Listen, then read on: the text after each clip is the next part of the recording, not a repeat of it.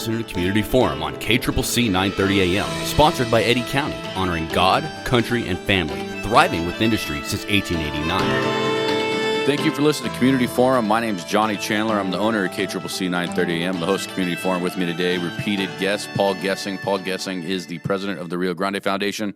How are you doing today, sir? Doing very well, Johnny. Good to be with you. Excellent. So, we are recording this, and this is going to air before the primary election. So we'll definitely get into your opinions on the primary. Then you always have a whole host of things you want to inform the listeners in Southeast New Mexico about. So we'll obviously go down the line and let you do that as well. But I think we should just jump right into the primary. Right, that's on June 2nd is the actual election day, even though early voting's already started. Yeah, early voting is underway. Technically, they call it expanded early voting because for 2 weeks you can go to the clerk's office in your town, in your county, and go ahead and cast a vote. But expanded early voting involves multiple sites. In a big city like Albuquerque, there's dozens. In other places, there's a handful or however many. But this is the time I recommend that everybody who wants to vote should vote, because you generally can avoid sitting in line and waiting, and things come up, maybe even on election day. You want to make sure that you get your voice heard. So go vote. Have you already voted? No, not yet. As I record this, which is just the second day of extended early voting, and I will make sure to get in that into the mix here very soon. Obviously one of the big new aspects of this voting system here in New Mexico is the semi-open primaries. So now folks who are registered independents, not with one of the other major parties, can actually pick whichever ballot in the primary. So this is the first test we've had of this system since it was created. And I think it's going to potentially have a real impact in the primaries. So far, as I understand it, more people are voting for Democrats than voting for Republicans. I don't think that is truly impactful on the fall election. It's just there's so many more people in a primary to vote for, at least, especially here in the Albuquerque area. But you just have more competitive statewide races and other races on the Democratic side of things than Republicans. So it'll be interesting to see how that affects voting outcomes. I read just wanted to touch base on this briefly, and if you don't have an opinion, that's fine. But the idea is that I read the Albuquerque Journal every day, of course, and then the Journal editorial board on Sunday. I noticed that Governor candidate Deb Haaland backed out of their town hall, which every candidate that's running for governor is actually doing. Did you have an opinion on that at all? Oh, well, I mean, I think it's very clear that Deb Haaland is not so much herself, but her team is closely guarding her in unscripted environments. She, at least according to the polls, has a fairly significant lead on Sam Bregman, the Bernalillo County District Attorney. She has not debated him in any real way and has limited her public speaking to generally scripted, or at least Q&As and those kinds of things. The Albuquerque Journal, in their continuing effort to improve and inform the public, has been hosting these kind of town hall meetings where various candidates for office have come and spoke and shared their views. So not even a debate at all, just more of a public forum. And it's not a surprise to me that Deb Haaland has backed out, but it should be of concern, certainly here in the primary, where still Democrats are going to ultimately kind of make that decision in terms of who gets out of the primary on the Democratic side. And then even more importantly, in the general election in November, Joe Biden is the classic example of somebody who benefited in his first campaign when he ran and won against Trump.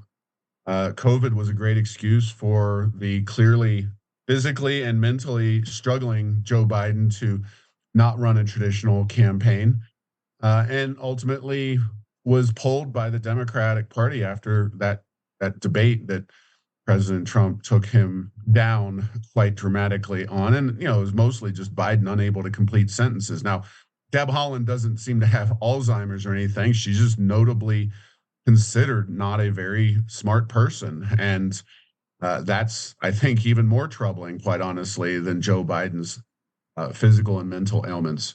Mm-hmm. No. Good point. I have not voted. I typically vote on election day. I'm still one of those old school believers of going to the polls on election day and kind of being part of that feeling. But then again, I'm in Eddy County, and I've yet to ever see a line voting in Eddy County, so I don't have to wait very long. That's good for you. Yeah, I'll be voting here probably sometime this week. Yeah. So, all right. Well, thank you for your opinions on that, and whether I agree or not, I actually tend to agree with you. And I will say that I do think that you should have to debate if you would like to be a candidate for statewide office or any office. And I do believe that you should have to sit in front of the Journal and either their editorial board or their town hall. I mean, I don't think that the Journal reporters mess around with these things. I think they ask some very serious, very straightforward questions that you need to be prepared for, and you need to be able to think off your feet. So I think that should be, regardless of the candidate, that should be a barometer. If they're not willing to sit in front of the newspaper of record for the state of New Mexico, I know the Santa Fe New Mexican's a really good one as well, but if they're not willing to sit in front of that publication and answer whatever question comes their way unscripted, then I think that's just a real big tall tale sign. But let's move on. You mentioned before that you had a few things that you wanted to discuss. You always keep us informed down here, which we really appreciate. And so what should we be informed about now? Go ahead and start working down your list.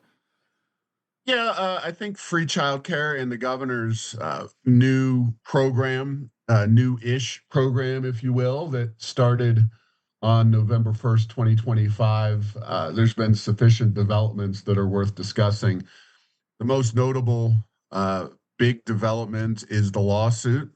Speaking kind of dovetailing in with the governor's race, Duke Rodriguez, one of the three Republicans running for that office, successfully, at least at this point, sued over the way that program was created, the free childcare program. Now, just to take your listeners back briefly, in the 2025 session, so early 2025, paid family leave was the big issue that had folks like myself and the Rio Grande Foundation concerned and pushing to try to prevent that from happening. The legislature, for the third or fourth session in a row, agreed with us and did not enact that program.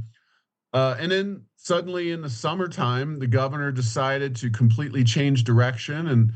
And while she had been cagey about the paid family leave, she suddenly came out with this, not a proposal, essentially a ready to go free childcare program to expand it from being 400% of the federal poverty level and below, somewhere around $129,000, $130,000 for a family of four, and go up to any income level. Not only did she propose this during the legislative session, and she would be on firm footing if she had just said, hey, legislature, in 2026, I really want this program. You should pass it. There you go. No, that's not the way she did things. She rolled it out and enacted the program by herself on November 1st, 2025. And Rodriguez is right, at least the initial judge, who was a Michelle Lujan Grisham appointee on the bench for a very short time, said, no, you have to actually pass legislation in order to create new government programs. Now, I've kind of likened this to if Gary Johnson, when he was governor, were to have said, tax and rev department, businesses, we're not going to collect the income tax in the state of New Mexico anymore. And he just did that by himself. Well, I might like that policy, but I would also agree with a court that said you have to actually get the legislature to go along with eliminating the income tax. You can't roll that out and then demand that the legislature passes that policy in the subsequent legislative session. So process matters, and we'll see. We won't know until after the primary is done, but in mid-June, we'll have a better understanding of what the New Mexico Supreme Court's going to do with this. And quite frankly, we've had some pretty reasonable decisions out of the state Supreme Court recently. State Rep Rebecca Dow was able to get back on the ballot after a signature snafu. Then the ICE facility in Otero County, basically the court said, yeah, the county can move it forward and keep this ICE facility because the law that was passed in this legislative session didn't take effect until after that agreement was made. So there's been some positive, decisions coming out of the court. So we'll see. I think it is very much right the way the courts interpreted the law and so far have stood up for, kind of what we expect. The three branches of government working together and sometimes in conflict, but defending that kind of process where ultimately we, the people, are electing these politicians and they have to work together to formulate policies. You just can't have the governor go off and do whatever she or he wants. Yeah, why do So you that's the number one thing about yeah? Why that do you think program. Lujan Grisham did that? Why do you think that she didn't propose it to the legislature during the session? I mean, it seems like a pretty favorable legislature in that regards, anyways, and something that was championed across the country by Absolutely. all Democrats. So I wonder why do you think that? I mean, she had to have the idea more than just past like this past November, right? So why do you think that was the case? That is an excellent question. I have, as I've told you and others, I have spent 8 years with this governor trying to figure out why she does the things that she does. And it doesn't make any sense because, this was the first time, even in, my 20 years here in New Mexico politics. Yes, we've seen abuse of the emergency powers, both in terms of just the COVID regime, but also in her attempt to essentially abolish the Second Amendment here in Bernalillo County. But to actually create a new and very, very costly. This is one of the biggest government programs we've ever seen unveiled, both right away and over time in New Mexico history. So this was not some trivial policy that she was working to achieve. So she should have done it through the legislature. I hope that the courts hold her feet to the fire on that. Uh, but I wish I understood her mindset. I think she probably just thought she could get away with it based on the courts generally being favorable, and she wanted the legislature to act. And she probably said, well, if I do this before it even hits the legislature, I can really put pressure on those folks because they have, yes, they are a favorable body to this governor. Let there be no doubt. But they have at times bucked her on some pretty substantial issues. And I think she just wanted to make sure that it got done, especially considering her time having been, kind of at its end. This was her last legislative session. I think she didn't want to see a stall in the 30-day session on this sudden priority. And, it's all about legacy, really, for her. This was a legacy project that she just kind of settled on at the last second. Right. So just to recap for our listeners, the universal childcare or free childcare policy, that would have technically already gone into effect and would have been something the people of New Mexico could have started utilizing if it wasn't for this court challenge, or is it something they can utilize that can potentially the court could overturn? It's in effect right now. It started in effect in November, on November 1st, and it's been in effect in an uninterrupted way since then. So yes, if the court decides that it's all null and void, then a future governor can either take up the mantle of free childcare or not. Now that's big decision for the court. And I think it's the right decision. But as we've seen time and time again, not just with New Mexico's courts, but I'll point you to the U.S. Supreme Court's Sebelius versus NFIB decision on Obamacare. It was pretty clear, based on the way the court wrote that opinion, that they did not think Obamacare was constitutional, but Justice Roberts kind of attempted to shoehorn Obamacare into the viability of a federal program. And I think something like that could easily happen in New Mexico's Supreme Court, because they are concerned about placating this governor. They are Democrats. They probably would like to see this kind of program enacted. So it'll be interesting to see how the court decides on that. I think, quite frankly, it could go either way, or there could be some kind of middle ground. And I don't know what that middle ground might look like. Maybe they keep the program in place and say, hey, the legislature needs to convene to reenact this. I don't know. I don't know how it will all go. Well, as soon as we have a ruling on that, let's get you back on to explain it to us, see what that means. Because I do think that it could be there could be some serious implications about funding the program for a certain amount of time and then not being able to fund it again, and child cares that were depending on that, families and child care centers that were depending on that income. But there's a lot of implications on that. So let's wait till after the next ruling, or whatever the ruling is from the court, and we'll get deeper into that, because I think there is a lot of wide-ranging implications for every New Mexican that utilize that. And the other part of that is every New Mexican can utilize it, no matter how much money they have in the bank, or no matter how much money they bring in every year. Right. So yeah, very and interesting. There's an additional aspect to that program that I want to make sure people are aware of.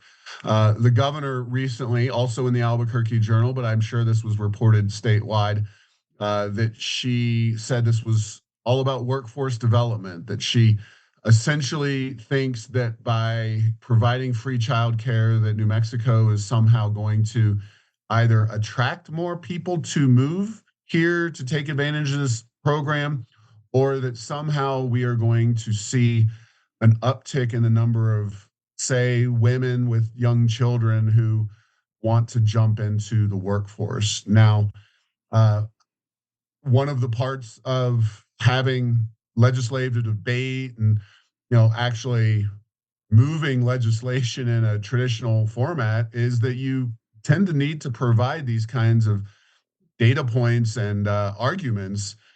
And neither during the legislative session that we had earlier this year, nor before that, as the governor was rolling this thing out, was there any case made statistically using data that we were going to see, for example, an uptick in our workforce participation rate.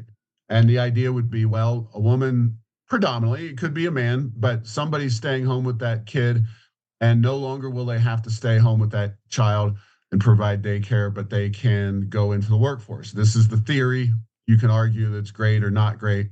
That's not for this discussion. But just to give you an idea, you can go back, and I have it at airsofenchantment.com. The labor force participation rate for New Mexico, and we've talked about how bad that rate has been.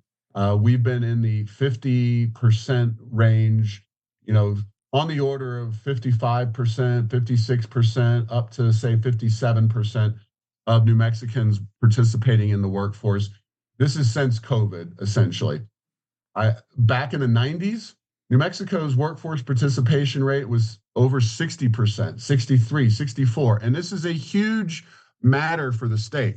And if the governor was right, then she would actually have a leg to stand on in terms of this policy and how it could lead to New Mexico being more prosperous. But as I said, no data was presented to that effect.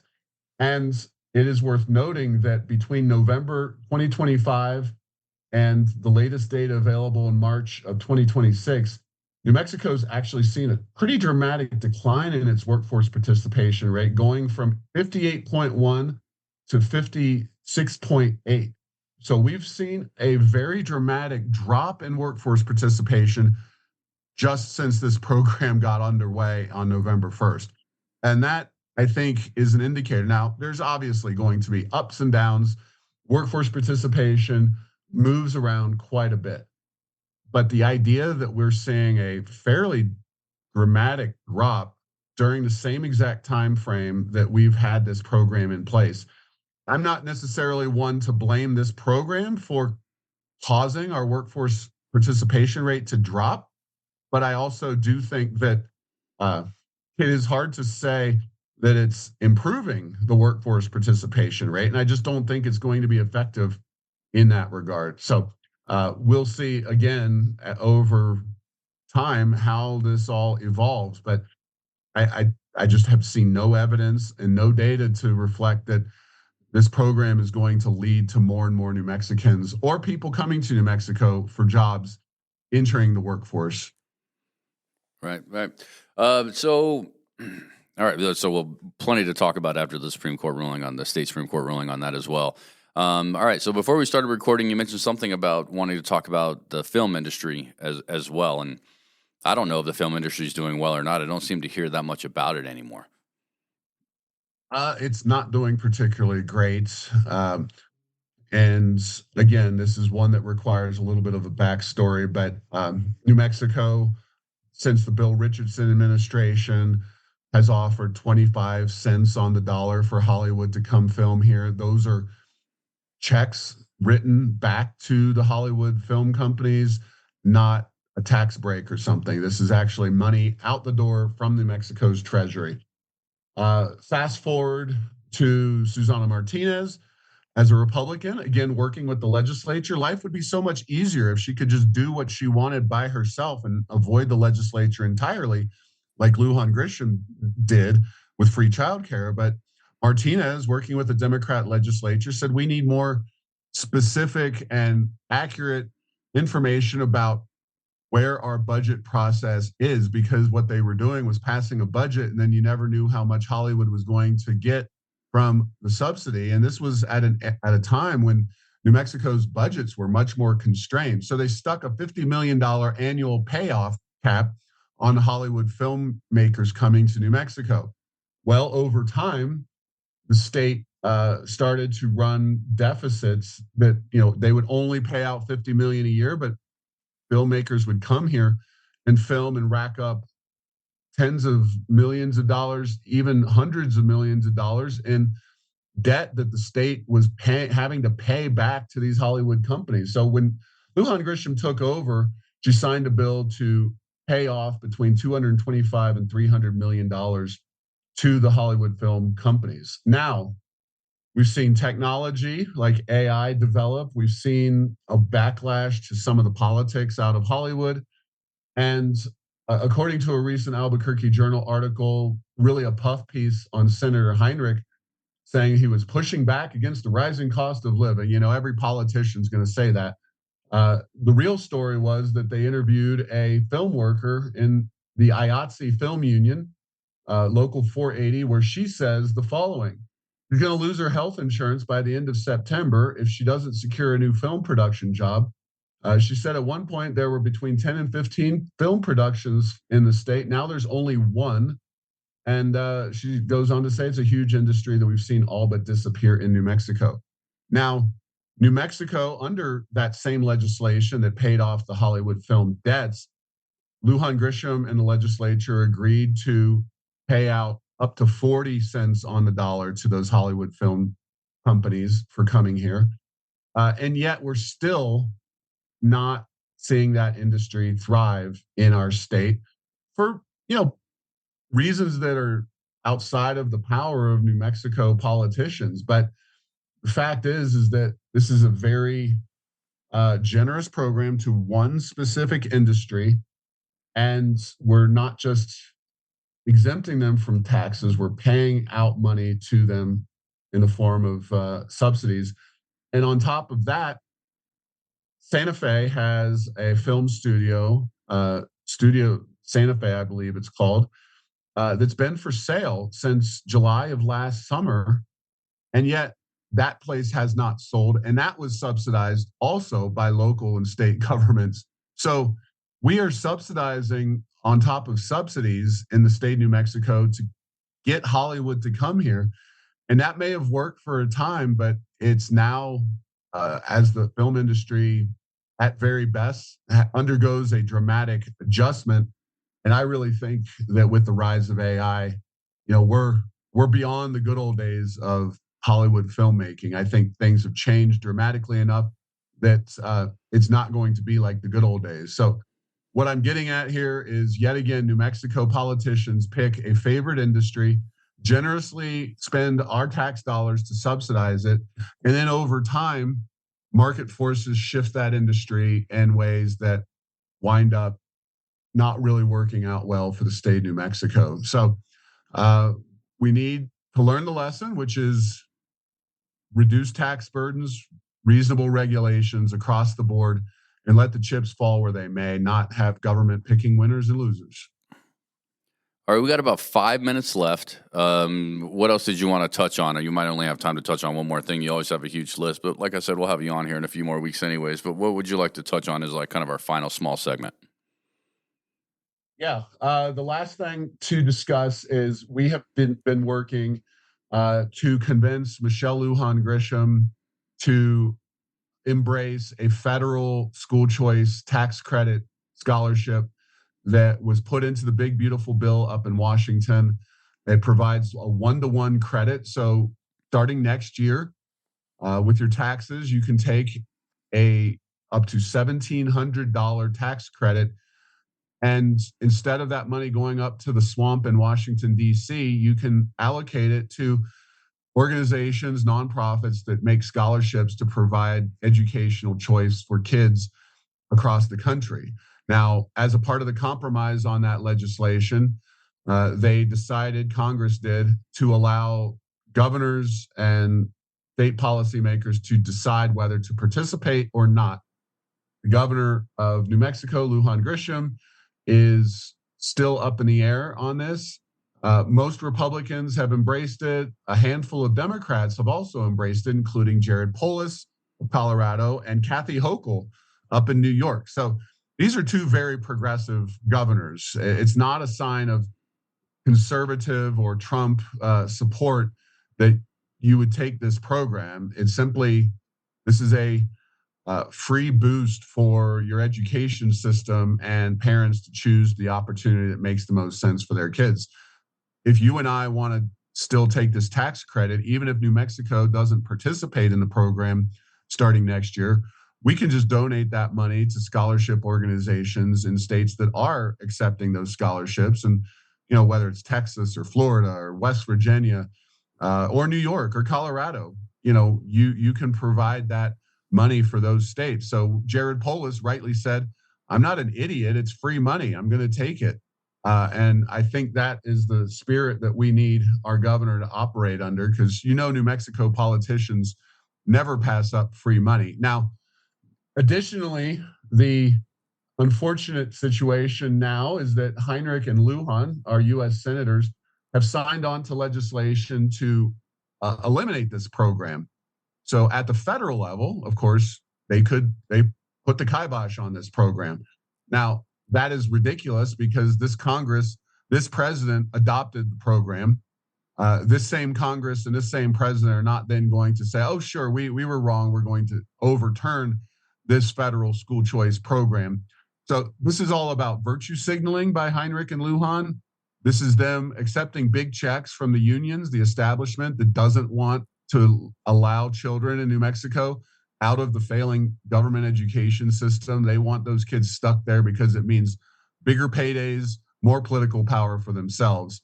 So it's very unfortunate that Heinrich and Lujan have embraced this anti-school choice mindset. We still need people to reach out to Governor Lujan Grisham and say, hey, you should support this program. But the latest and greatest, not so great, is Ben Ray Lujan and Martin Heinrich jumping on board this tremendously harmful legislation. Now, it's not even going to fly likely in 2 years. So, when Trump is still in the White House, even if the Democrats take back Congress, both houses, Trump's still going to have that veto pen. So this is very much virtue signaling for their union allies in a way that's harmful to New Mexico children who are in the worst education system in the entire country.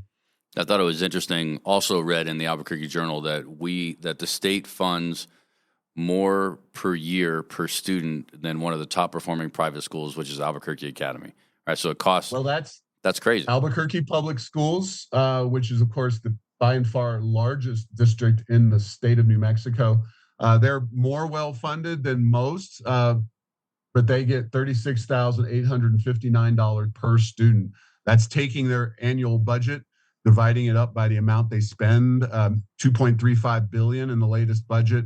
And problem is, well, there's many problems, but the biggest one is with APS, and this is not uncommon, but certainly APS is the biggest problem in our state. They're getting more and more money from the state of New Mexico, while the number of students drops precipitously. The number of students in New Mexico will drop another 10,000. We've already seen a drop of 27,000 students in 15 years. According to the Albuquerque Journal, that number is going to go down from what it is today, about 63,000 to 53,000 in 4 short years. So it is absolutely worth New Mexico really focusing on how some of these government programs, including our K-12 education system, need to adjust to falling birth rates and the number of young people who have left the state of New Mexico for various reasons in recent years. So APS is just Albuquerque Public Schools, I should say, is really spending a lot of money. Yeah, when Albuquerque Academy, the fanciest private school in the state, spends $8,500 less than Albuquerque Public Schools, that's saying a lot. Yeah, it was very, I read that and I almost couldn't believe it. I think I read it 2 or 3 times and then had to tell my wife about it as well, because that was like shocking. You would just expect Albuquerque Academy to spend more per student considering the results that they get out of their students. Now, just a reminder, I think last time you told me that you do have, your children are APS students, correct? No, they were until COVID. And after the school shut down and the governor locked them out of school for over a year, we homeschooled during that year. And then we just kind of lost faith in the entire government schooling apparatus. You know, we were able to be involved and keep an eye on things. And we didn't have any major complaints, although when we did eventually talk to the kids about the big difference between the Catholic school that they go to now and the government school, they said, you know, just the behavior of the kids, the interruptions that the teacher had to deal with in the public school. And that is, I think, one of many indicators and reasons why performance in a school that can have that discipline is so much better than a school that cannot. Well, we certainly, I do, and I know the community certainly thinks you're a smart person, Paul, so I think that that's just a smart move on your part. So we are low on time, pretty much out of time, but it's my radio station, so I can go a little longer if I'd like. But more important than that is, why don't you let everybody know where they can find all the great stuff that you do? Yeah, errorsoфenchantment.com is our primary blog site that provides some of the articles that we've talked about here today. You can find links to all that stuff online. Tipping Point New Mexico is our podcast, and I've had some really, I think, fantastic conversations recently on that, including one, I'm going to be interviewing former state senator Jacob Candelaria, who is a very progressive Democrat who supported or was the litigator on the lawsuit that Duke Rodriguez's campaign brought against the governor on the free childcare. So I think that's a discussion that's going to be really fascinating. So keep an eye out for tippingpointnm.com. You can go to the website or use it on your podcast software, on your iPhone or whatever. All right. Well, Paul Gessing, president of the Rio Grande Foundation. Thank you again, sir. Thanks, Johnny. You're listening to Community Forum on KCCC 930 AM, sponsored by Eddy County, honoring God, country, and family, thriving with industry since 1889.